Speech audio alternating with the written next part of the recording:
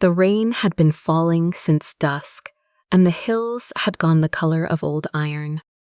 Elna Reed did not go out in weather like this. She had learned, the way people who live close to the ground always learn, that the hills at night had their own rules. And the first rule was that you did not wander toward sounds that shouldn't be there. But the sound was there, low and ragged, coming from the tree line at the edge of the upper pasture.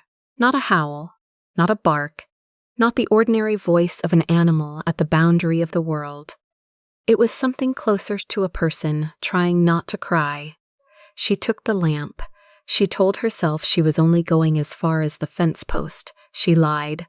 The wolf was in a steel jaw trap. Its left foreleg caught at the joint, the metal teeth bitten deep enough that she could see. The wound had been bleeding for hours. It was large, larger than a hill wolf, with fur the color of ash in wet weather, and its eyes, when the lamplight found them, were not animal eyes. They were too steady, too aware, too much like the eyes of someone who knows exactly how bad things are and has already calculated that screaming will not help. Elna stopped. Every part of her that had grown up hearing stories about wolf-blood creatures, about alpha packs and what they did to sheep and to girls who wandered out in the dark. Every part of her told her to back away slowly and go home. She whispered, "Please do not make me brave." The wolf did not move. It had tried pulling free. She could see that. The ground around the trap was torn and dark, and it had stopped, because pulling had made it worse. It only looked at her. It did not growl. It did not show its teeth. It simply waited with the patient exhaustion of a creature that has already understood it cannot solve this alone. Elna set the lamp down in the grass. She knelt in the mud. She worked the trap open with both hands, and when the jaws released, the wolf made a sound that she had no word for. Not relief, not pain. Something that was both at once and too complicated for either. She did not know, kneeling in the rain with mud soaking through her skirt, that she had just freed the Alpha King of Elderglen. From the direction of the valley road, very faint in the rain, she heard a horn, then a voice, amplified and flat with the particular coldness of official announcement. Duke Arvane was informing the villages of the eastern hills that King Theron had gone missing following the land oath rite. That any village found to be concealing information about the king's whereabouts would face charges of royal obstruction. That the duke's forces would maintain order in the interim. The wolf lifted its head toward the sound. Elna picked up the lamp. She looked at the wolf. The wolf looked at her. She said, very quietly, "Come then." 10 days earlier, Theron had walked into Rootstone Hall without fear. He had been afraid of very few things in his life, and a ceremony was not among them. The land oath rite was ancient, older than his family's claim to Elderglen, older than the current borders, older than the council chamber, where his advisors spent their days arguing about maps. Every king took the oath. Every king survived it. He had stood at the rootstone with his hands flat on its surface and recited the words Arvane's scribes had prepared. Because Arvane had told him this was the updated oath, modernized to reflect the new pasture protection laws, aligned with the treaty language the council had been working on for 2 years. Theron had not read the original version to compare. He trusted Arvane. Arvane spoke in the language that kings understood: strategy, borders, stability, the arithmetic of what could be defended and what could be surrendered. Earlier that morning, a delegation of hill villages had arrived with a petition. An old woman named Mina had stood at the front of the group with the particular stillness of someone who has decided they will say the thing even if no one hears it. She had said, "When a gate closes on sheep, it opens on hunger." Theron had nodded with the courtesy he offered to all petitioners. He had told the council to review the concerns before the next session. He had walked away. He had not read the petition. He had placed his hands on the rootstone. The words he spoke were not the old words.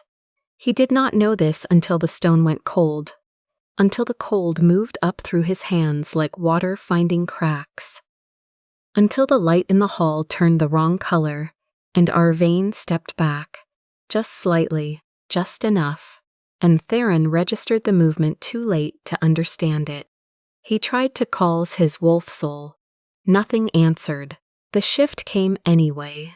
Not the controlled transformation of an alpha who chooses his form, but something that broke him apart and put him back together wrong. The crown hit the floor.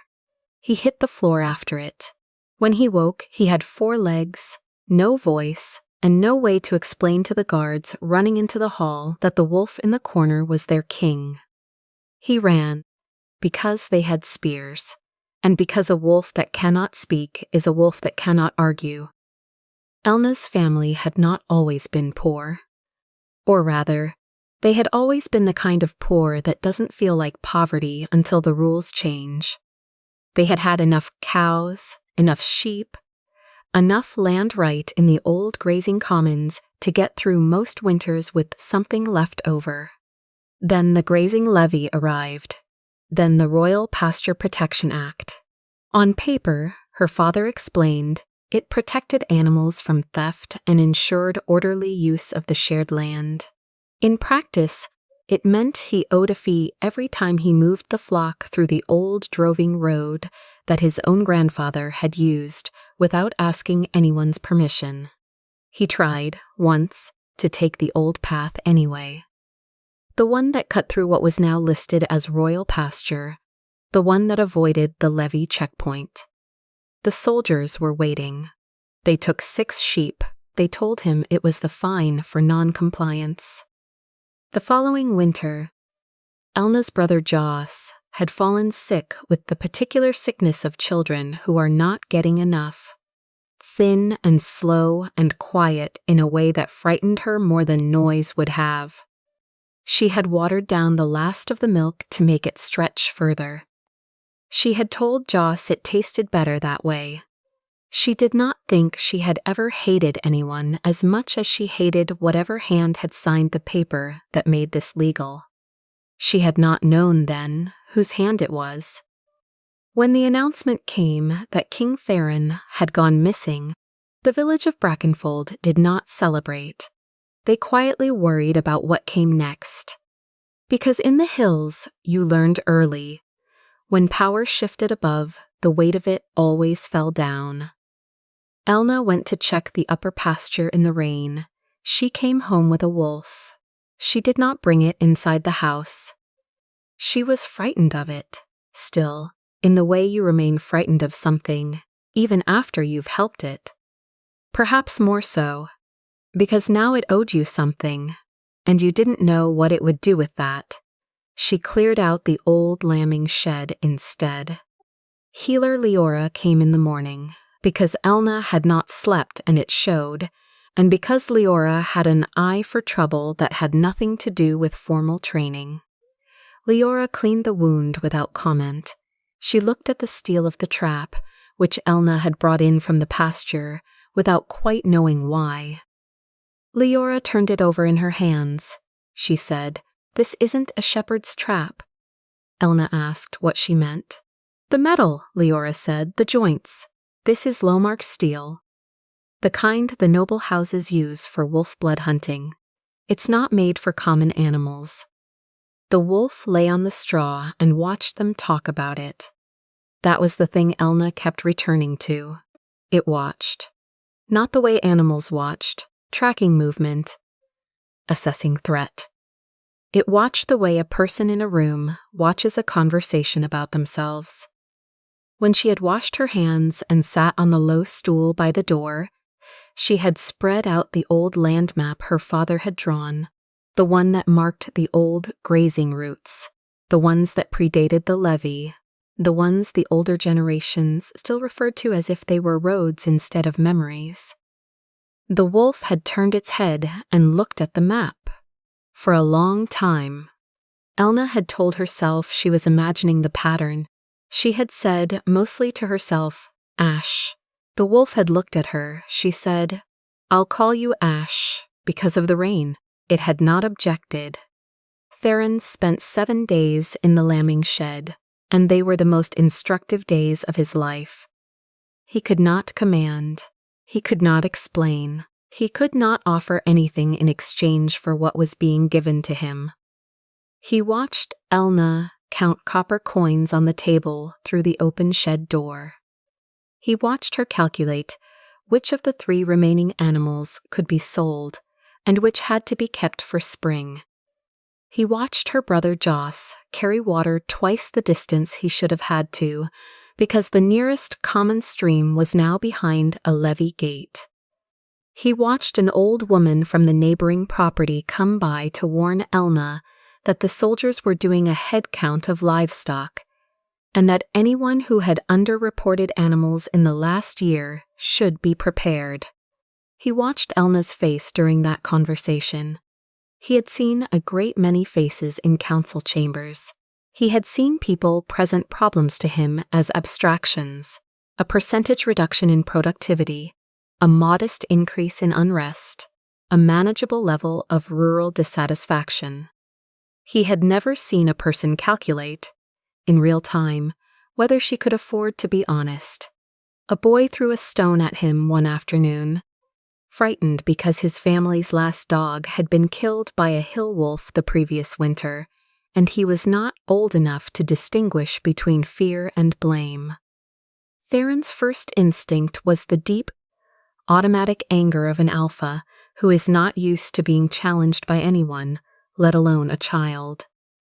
There was nothing to do with that anger. There was no command to give.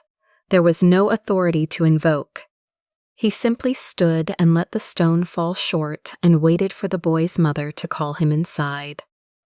The levy collector came on the 4th day. Elna stood in the mud of the yard with her hands clasped in front of her and paid the fee for crossing the old Commons Road. The road her grandfather had used freely, the road that now required a chit signed by a lord who had never walked it. And her hands did not shake, but he could see from the shed that they wanted to. The soldier looked at Theron and reached for his spear. Elna stepped between them. She said, quietly, that the animal was her breeding stock, that it was in recovery, that she would be responsible for any damage. The soldier looked at her for a long moment, decided she wasn't worth the paperwork, and left. Theron stood very still in the shed after she came back. She did not look at him. She picked up the water bucket and refilled it from the barrel and set it down in front of him and went back inside. He understood something. Standing in the straw with his own soldier's boot prints still pressed into the mud outside, that he had not been able to understand when he sat above it all. The law he had signed was not protecting anyone who looked like Elna. It had never been designed to. Leora came back for the 2nd wound check on the 8th day. She was more thorough this time. She parted the fur at the wolf's chest, carefully, professionally, the way healers touch things they are not entirely sure about, and she went still. Elna, watching from the doorway, said, "What is it?" Leora did not answer immediately. Mina had come with her. Because Mina went most places she felt like going, and there was not much social force in Brackenfold capable of stopping her. Mina stepped forward and looked at what Leora had found. The scar was not large. It was a shape pressed into the skin beneath the fur, a circle with a break in its upper arc. "A crown," interrupted. Mina went pale. She said, in a voice that had dropped to something very careful, "That is the seal of the land oath. Only the king carries it." The lambing shed was quiet. The wolf looked at Elna. Elna looked at the wolf. She said, slowly, like someone reading words in a language they've only just started to understand.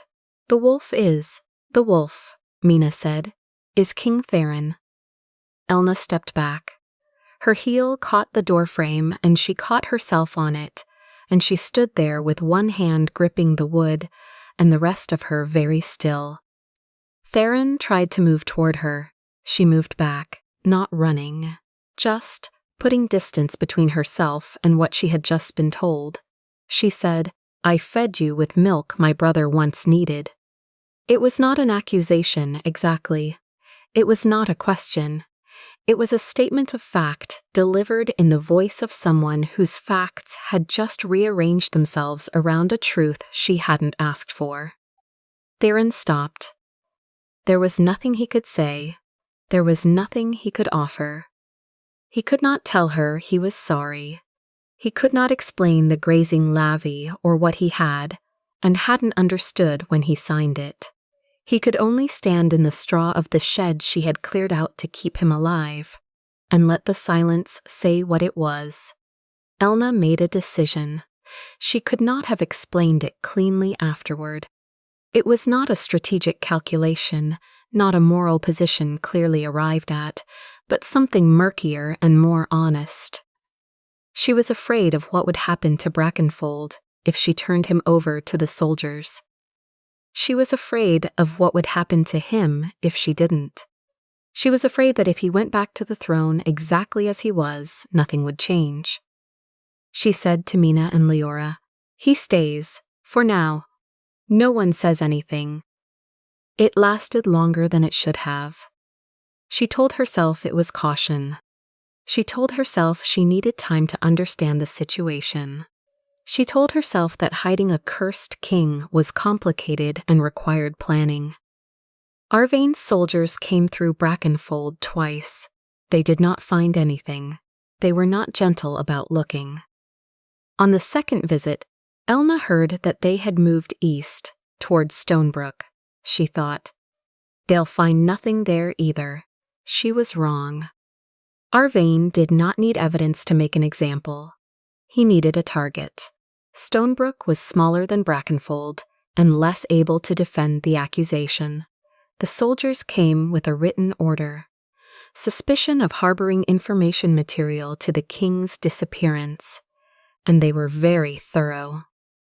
They took the goat herd. They burned the hay storage. They arrested the village headman, who was 73 years old and had never in his life done anything more politically significant than refusing to sell his land for less than it was worth.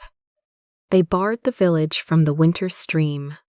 A child was hurt in the confusion.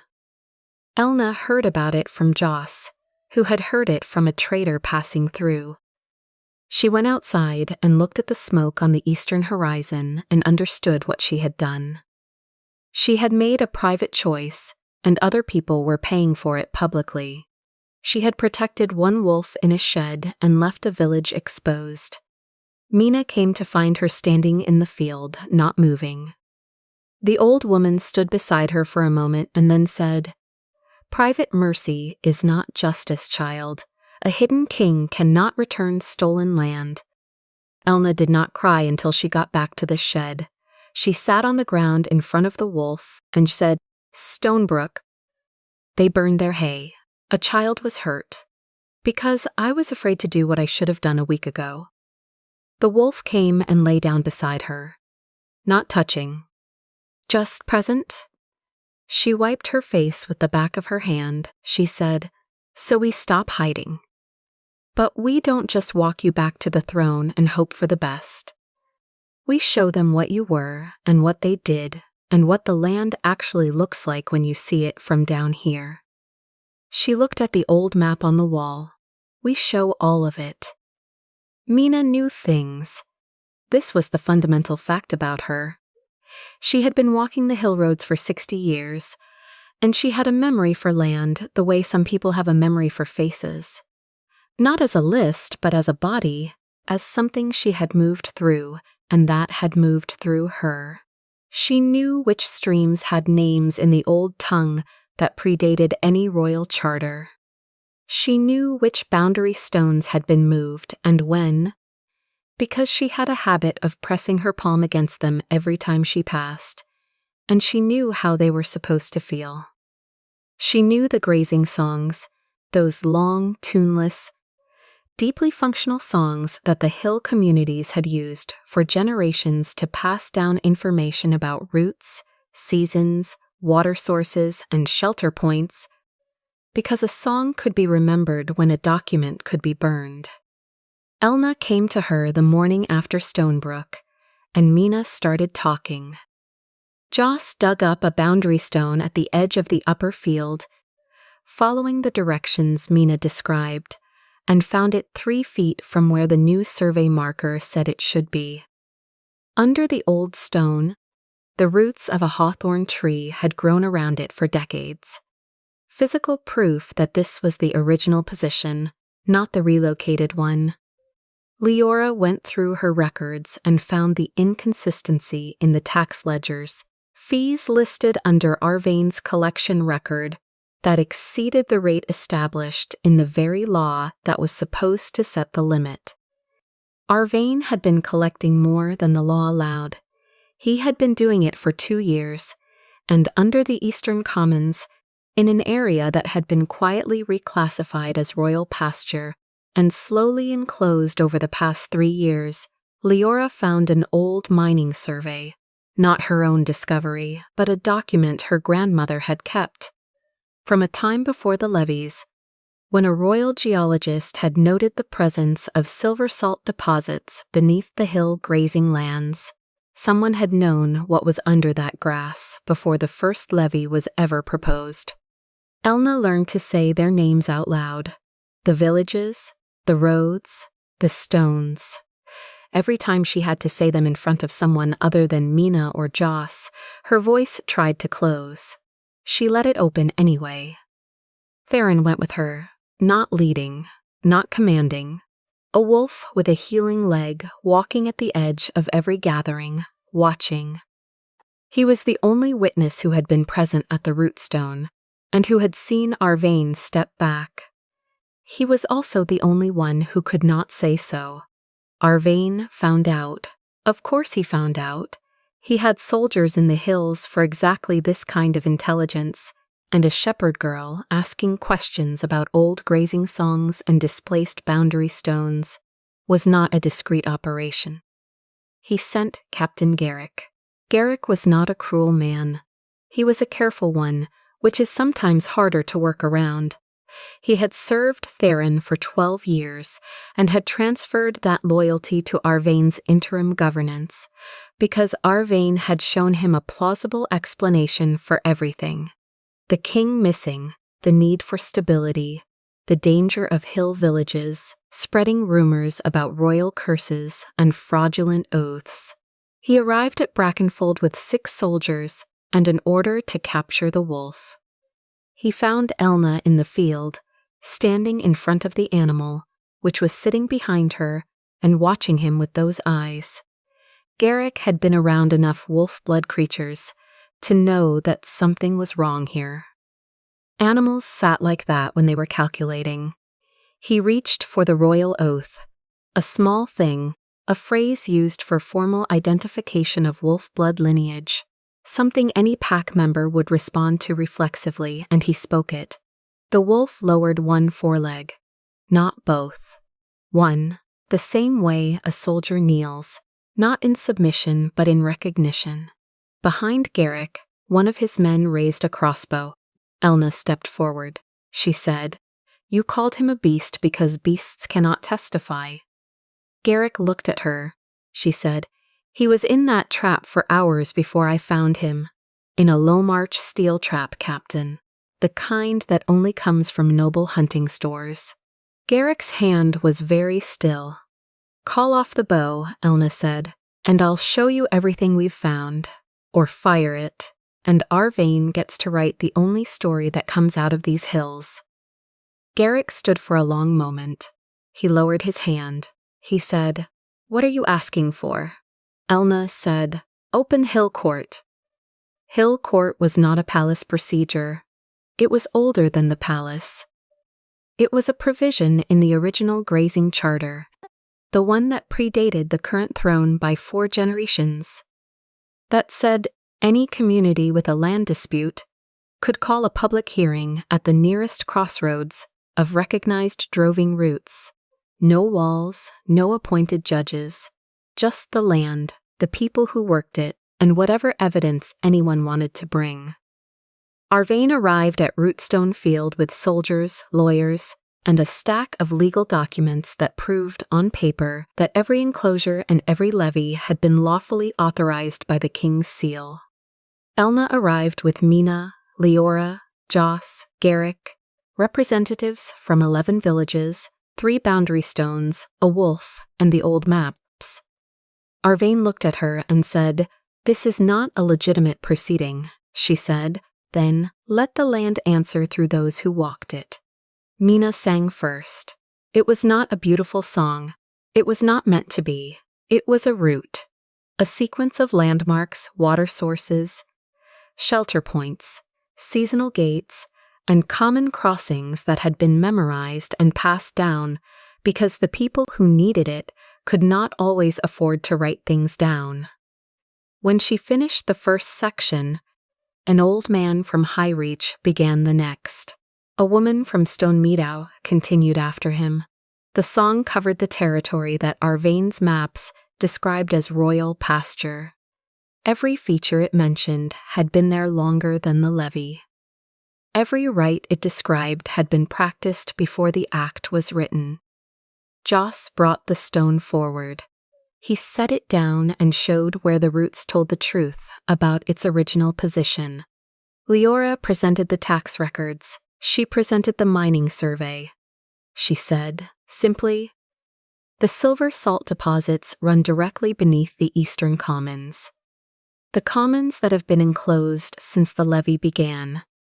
Garrick came forward and confirmed, on his own authority, that the trap found on the upper pasture of Brackenfold was from the Lowmark stockroom. A stockroom under Arvane's direct administrative control. Arvane said the wolf was an animal, and the stone was a rock, and the old woman was singing a folk song, and none of this constituted evidence of anything. "A shepherd merely borrows grass," he said, "until a better man builds a fence." Elna walked to the center of the field. She set down the fragment of rootstone she had brought from the old marker near Brackenfold's boundary. She looked at the wolf and said quietly, "Come." The wolf walked forward and placed one paws in the stone. The ground lit, not fire, something older and quieter, a luminescence that came up from the earth like heat, like the land, remembering something it had agreed to once, and recognized again now. The scar on the wolf's chest showed through the fur, the broken crown, unmistakable. The gathered villagers went quiet. Garrick crossed his arms and said nothing, which was its own kind of statement. Arvane said, "This is country witchcraft. This is a stunt performed by a frightened shepherd girl who has no understanding of law, governance, or," Elna said, "he was cursed." She said it clearly, without drama, the way you state something you have decided you are going to keep stating until it is understood. But before that, he signed the laws that starved us. She looked at the wolf, who was looking at her. She said, "I am not here to restore him as if nothing happened. I am here to show what happened. All of it. The oath that was betrayed, the land that was taken, the trap that was built to stop him from speaking." She looked at Arvane. "And the reason you needed him silent." The rootstone fragment required a choice. Theron understood this without being told. Understood it the way you understand something that is coming up through your paws from the earth itself. The fragment held 2 possibilities. He could take the crown, the full claim, the immediate restoration, the authority returned intact. The curse broken by the simple reassertion of the title that had been stripped from him. Or he could do something else. Elna set 2 objects in front of him. The crown fragment, a piece of the broken circlet that had fallen when he shifted, and an old grazing bell, small and dull with age, the kind that had been tied around led animals for generations to mark their path through fog and dark. She did not tell him which to choose. She did not have to. He looked at the bell. He thought about 7 days in a lambing shed. He thought about Elna's hands on a levy coin she couldn't afford. He thought about a boy throwing a stone because he was afraid, and how that fear had been made by laws that were supposed to be protection. He placed his paw on the bell. He pressed down on the old map of the common grazing routes.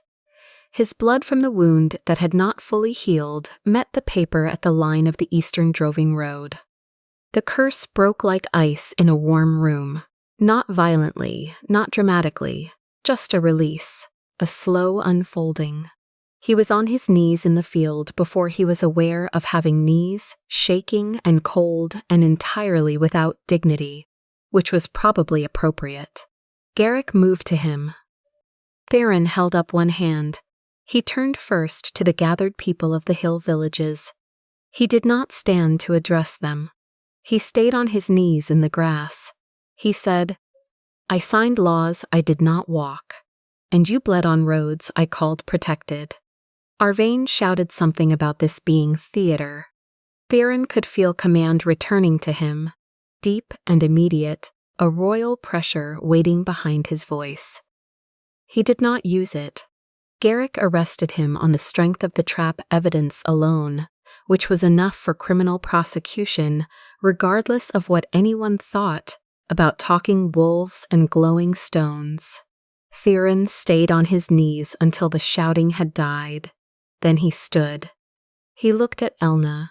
She was watching him with an expression he recognized from the lambing shed.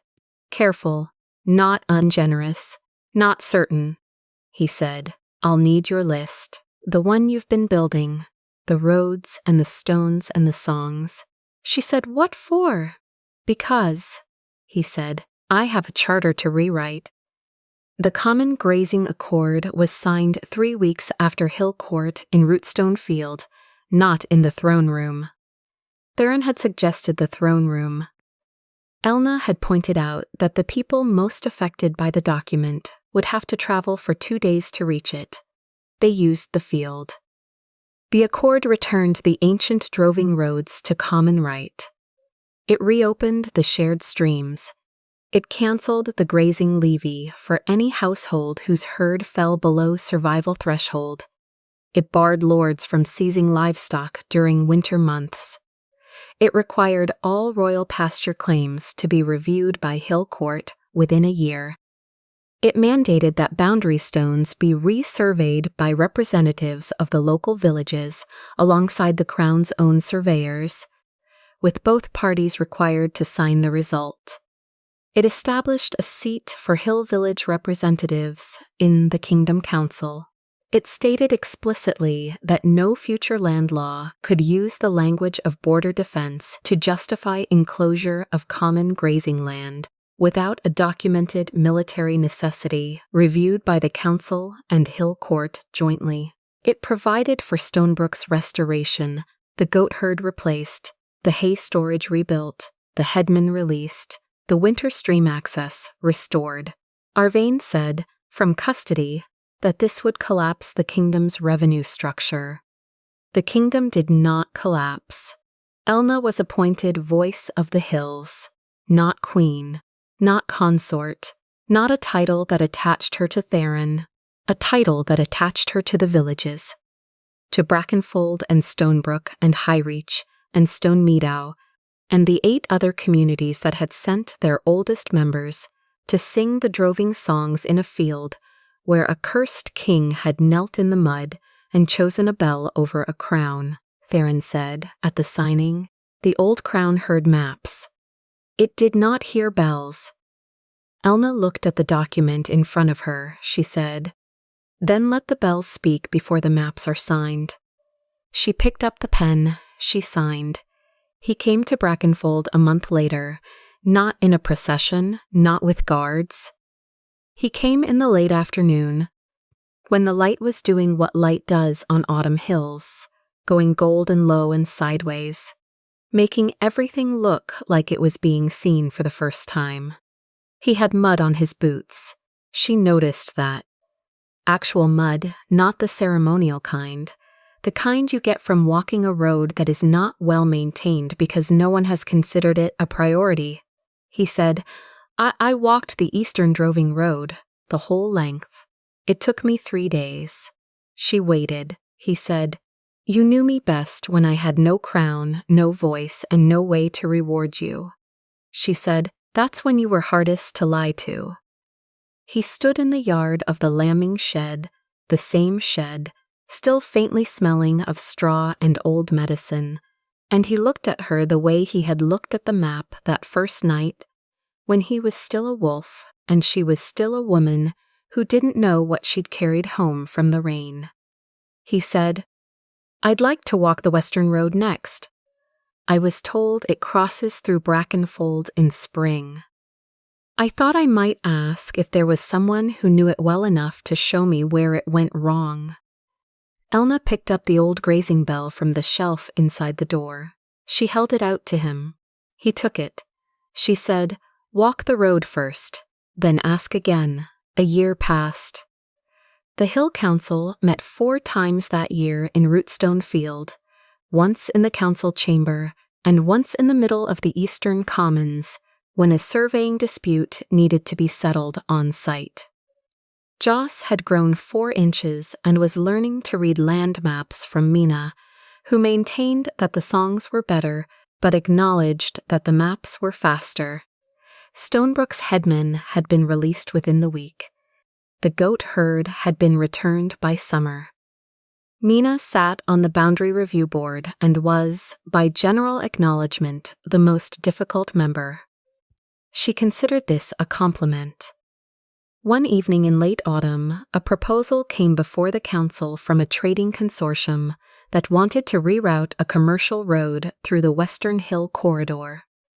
The route would be more efficient, the consortium argued. It would cut 2 days off the lowland journey.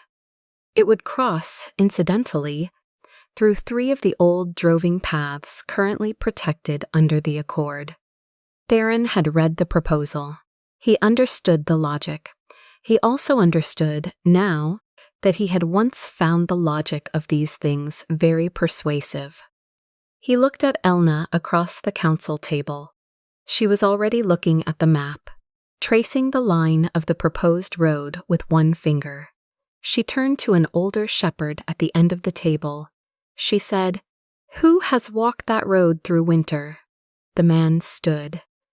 He spoke for 7 minutes about water crossings that flooded in the cold months, about a shelter point that was the only one for 12 miles in either direction, about the 2 families who still wintered sheep in that corridor, and who would lose their route to the valley market if the road was built as drawn.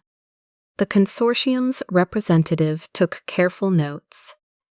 The proposal went back for revision. Theron looked at the grazing bell sitting on the table near the edge of the map. He had carried it in his coat pocket for a year. He reached out and let the heel of his hand rest against it. Not picking it up, just touching it. The way you touch something that reminds you of the shape of a thing you're still learning. He understood. Theron had returned to his throne after living as a creature no one had to hear. But Elna's greatest mercy was not saving the wolf in the trap. It was teaching the king that a road walked by the poor is not empty land.